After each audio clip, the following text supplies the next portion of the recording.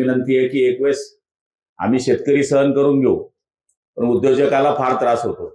कारण की उद्योजकाला मजुराला पैसे द्यायचे, जे लाईट गेली तर असं म्हणता येत नाही की तुला मी पैसे देणार नाही.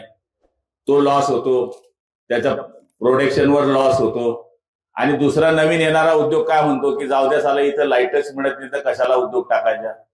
आमची हात जोडून विनंती, एक वेळेस थोडासा शेतकऱ्यांना थोडा त्रास झाला तर आम्ही सहन करू, पण आमच्या उद्योजकांना त्रास होऊ देऊ नका, एवढीच आमची हात जोडून विनंती आहे. काँग्रेस सुरुवातीपासून सांगतं की भारतीय जनता पार्टी आणि महायुतीचं सरकार हे शेतकरी विरोधी आहे.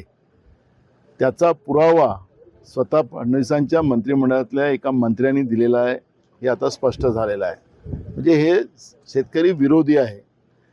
खरं तर एकीकडे शेतकऱ्यांच्या शेतीपंपाचं वीज बिल माफ केलं आणि आपली पाठ आपल्याला सोकायला निघालेत. पण एकीकडे आपण पाहिलं असेल की स्मार्ट मीटर लावून त्या शेतकऱ्यांच्या घरी, त्याच हातावर कमवणाऱ्या खाणाऱ्याच्या घरी, मध्यमवर्गीयांच्या घरी स्मार्ट मीटर लावून 4 पटीनं पैसे त्यांच्या खिशातून डाका मारण्याचं पाप फडणवीसाचं आणि महायुतीचं सरकार करताना आपण पाहतो आहे. म्हणजे काँग्रेसच्या काळामध्ये नाममात्र दराने शेतकऱ्यांना विद्युत दिली जात होती शेतीपंपांसाठी, आणि त्यांना भरपूर विद्युत दिली जात होती. आता तर फुकटच्या नावाने 5 तासही विद्युत दिली जात नाही. आणि त्याच्यातही फडणवीसाचा मंत्री त्या ठिकाणी म्हणत असेल की यांना विद्युत दिली नाही तरी चालेल, पण उद्योगाला दिली पाहिजे.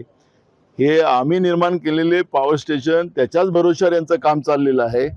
यांनी गेल्या 10-12 वर्षात नवीन प्रकल्प उभे केले नाहीत. सौर ऊर्जेच्या नावाने शेतकऱ्यांना फसवलं, सर्वसामान्यांना फसवण्याचं काम करतात आहेत. आणि म्हणून ही भाषा, शेतकरी विरोधी भाषा फडणवीसाच्या सरकारचा मंत्री बोलतो आहे आणि शेतकऱ्यांच्या जखमेवर मीठ चोळण्याचं पाप करताय. त्याचा आम्ही निषेध करतो.